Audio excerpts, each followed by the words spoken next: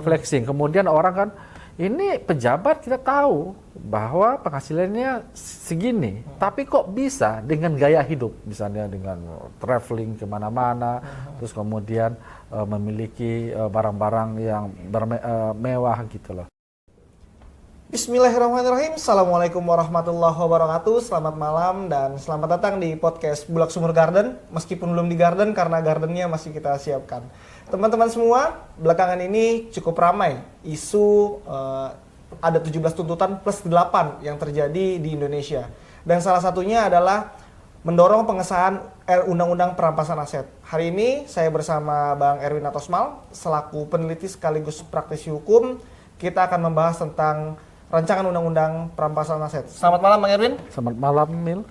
Oke, Bang Erwin, aku mau nanya dulu nih. RUU Perampasan Aset ini kan sempat rame. Gara-gara ini awal-awalnya kalau bisa kita lihat, RUU Perampasan Aset itu waktu dialog Pak Mahfud dengan Komisi 3 tuh. Jadi itu sempat booming, RUU Perampasan Aset apa sih? Orang-orang akhirnya jadi mempelajari itu. RUU Perampasan Aset itu sendiri apa sih Bang sebenarnya?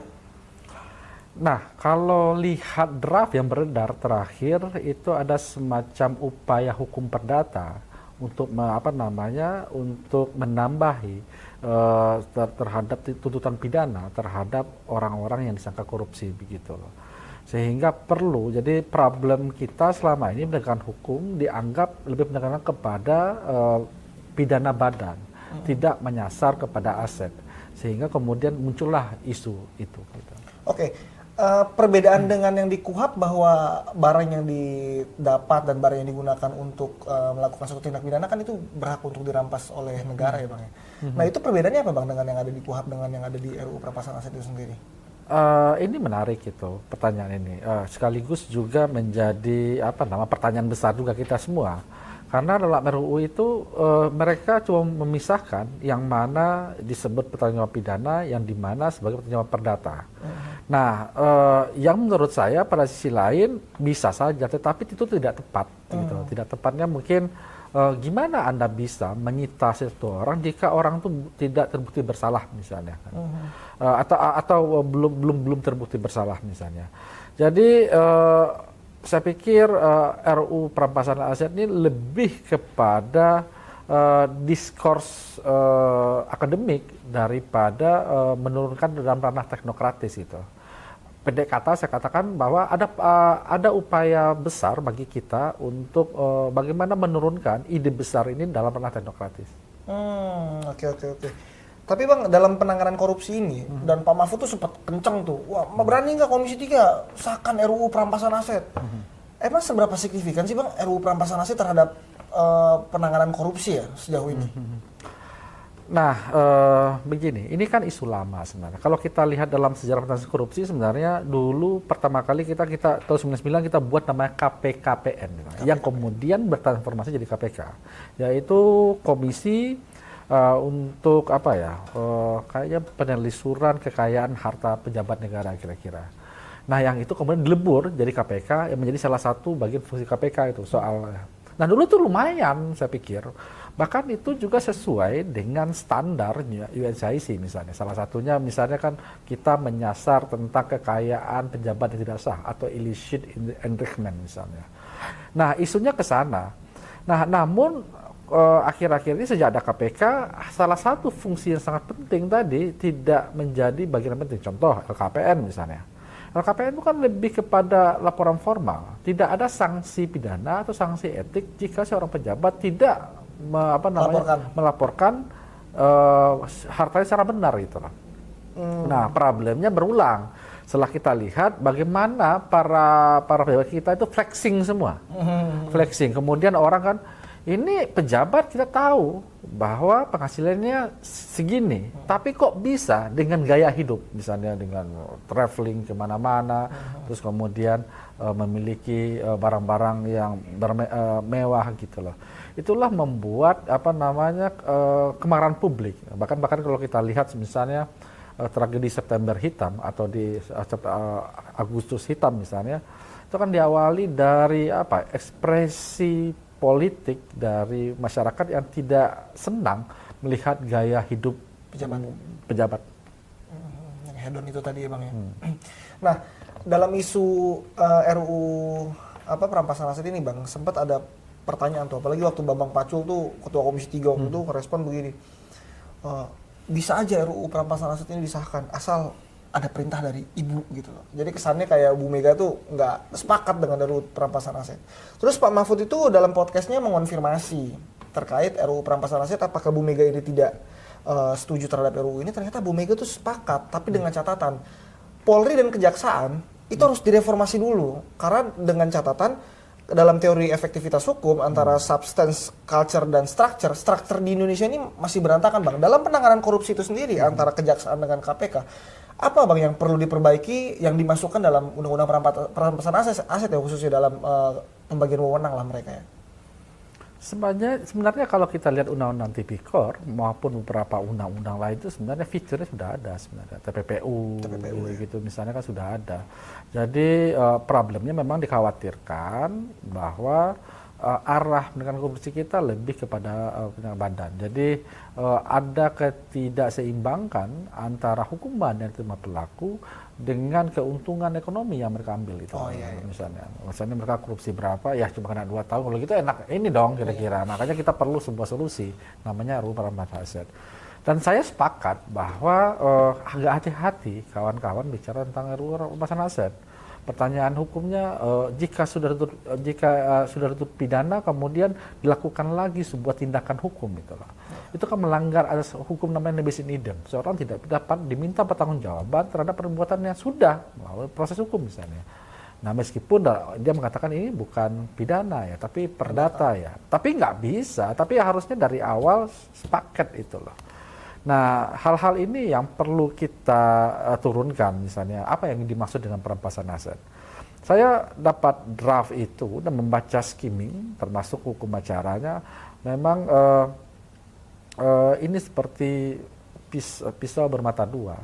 Jika tidak digunakan dengan tepat, bahkan ini bisa menjadi jadi alat untuk melakukan tindak pidana juga misalnya, karena kewenangan sangat besar undang-undang ini kemudian sehingga kemudian terdapat potensi 4 kali lipat jika para penegak hukumnya tidak proper dan tidak benar-benar prudent dalam menangani kasus itu. Oke, berarti dalam RUU yang tadi udah Abang baca dan hukum acara yang sudah Abang baca, kira-kira apa poin-poin atau hal substansi yang perlu diperhatikan oleh teman-teman masyarakat sipil untuk tetap dikawal ini? Ini ada poin ini yang harus masuk nih, jangan sampai ini poinnya ada yang ketinggalan gitu. Jangan sampai kita nuntut RUU perampasan aset, ternyata malah jadi yang tadi kata Abang bilang, pisau bermata dua nih, justru malah jadi permainan aparat pada akhirnya gitu loh Bang. Nah, oleh karena itu menurut saya, jika pun mau sebenarnya kita bisa mereform undang-undang Tipikor. Oh, Tipikor ya. Problemnya bukan undang KPK, sebenarnya problemnya undang Tipikor yang sebenarnya fiturnya belum tidak sesuai dengan standar UNCIC, Konvensi PBB tentang anti korupsi misalnya. Ada beberapa hal yang penting, misalnya tentang konflik kepentingan, soal illicit enrichment, kekayaan pejabat yang tidak sah, itu kan belum masuk dalam dalam undang-undang Tipikor kita, sehingga kemudian itulah yang menjadi problem selama ini. Tapi kita malah yang disasar bukan undang Tipikornya, malah KPK yang disasar. Oke, tadi Abang juga sepakat bahwa reformasinya itu dari aparatnya juga perlu direformasi. Apalagi salah satunya kemarin itu di tuntutan di 17 pas 8 itu, dan Bulak Sumur merilis sikap untuk reformasi Polri juga Bang. Reformasi Polri ini apa sih Bang yang perlu direformasi? Apakah dia harus dibawa Kemendagri? Apakah dia harus pola rekrutmennya harus lebih baik? Apa yang dimaksud secara ideal reformasi aparat itu seperti apa Bang? Penggunaan kewenangan yang tidak semena-mena sebenarnya gitu. Jadi ada kontrol terhadap penggunaan kewenangan diberikan pada penegak hukum yang agar tidak disalahgunakan. Nah, tapi problemnya sebenarnya tidak hanya kewenangan, tapi banyak sekali problem kita. Contohnya sebenarnya yang penting itu misalnya yang paling baru tentang RKUHP misalnya.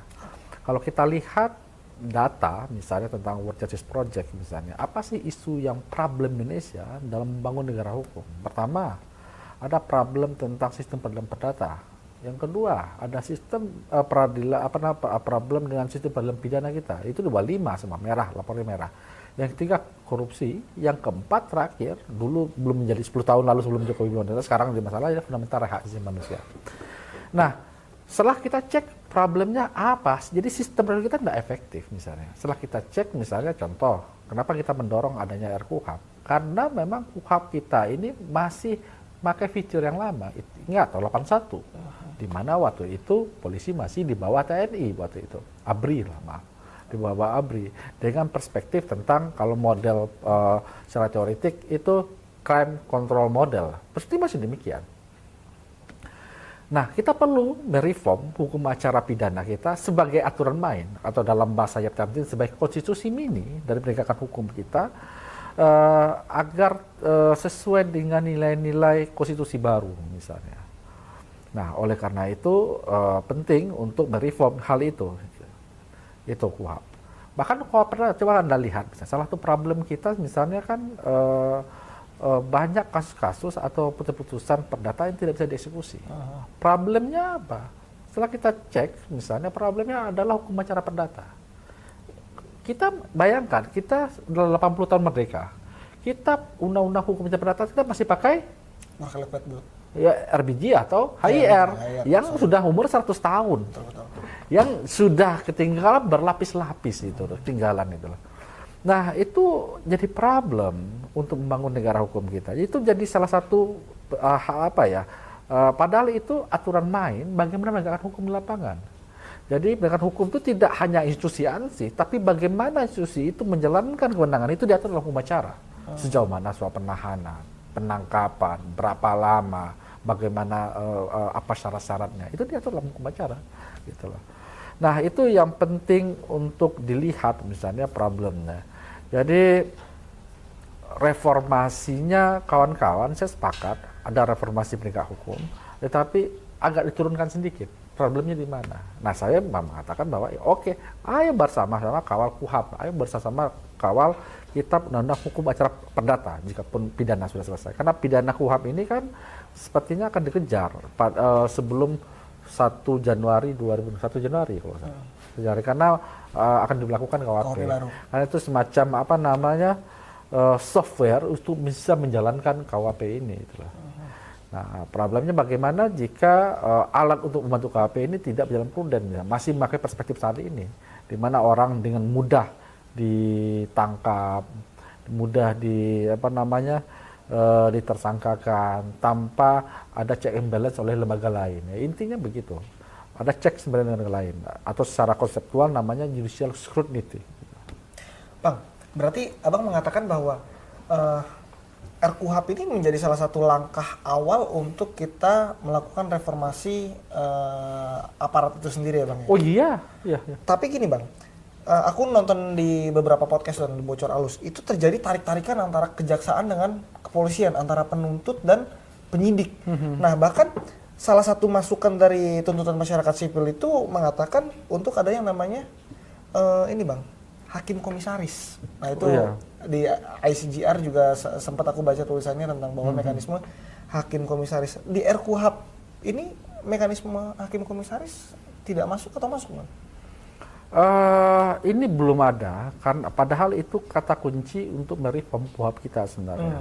Hakim komisaris itu bagian dari penyawatahan dari konsep judicial scrutiny. Ada pengawasan dari lembaga peradilan.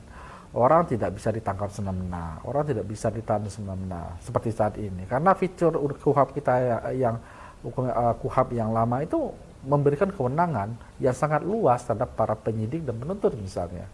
Itulah yang mungkin dikhawatirkan Ibu Mega tadi. Kalau ini tidak hati-hati, ini seperti pisau bermata dua, kembali kepada undang-undang perampasan aset tadi. Poin yang ingin saya katakan bahwa kita harus merubah paradigma KUHP kita. Jadi secara teoretik ada dua paradigma. Yang pertama crime control model, yang kedua due process of law. Nah, problemnya dalam RUU yang sekarang ini saya melihat ada reformasi tapi perspektifnya masih crime control model. Meletakkan penyidik, penuntut masih punya kewenangan yang besar. Sehingga atas argumentasi untuk penegakan hukum itu mereka bisa melakukan hal-hal yang lain gitu loh. tanpa ada check and balance atau kontrol dari lembaga lain yang kita sebut sebagai, bisa disebut dengan komisaris atau secara konseptual sebagai judicial scrutiny.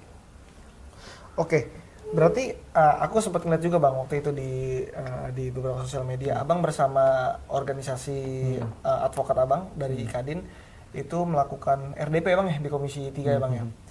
Artinya isu KUHAP dan reformasi sistem ini Abang terlibatlah dalam penyusunan ini. Pertanyaanku Bang, RUU KUHAP ini selain mekanisme hakim komisaris, apa yang perlu diperhatikan lagi Bang oleh teman-teman masyarakat sipil? Oh ini harus dikawal, ini harus dikawal, ini harus dikawal supaya tidak kecolongan nih barang RUU KUHAP gitu Bang. Selain hakim komisaris tadi, apa Bang poin-poinnya Bang? Pertama upaya paksa.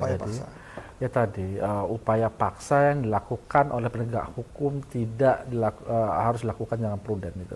Tidak senang-senang, tidak dengan mudah untuk melakukan upaya paksa.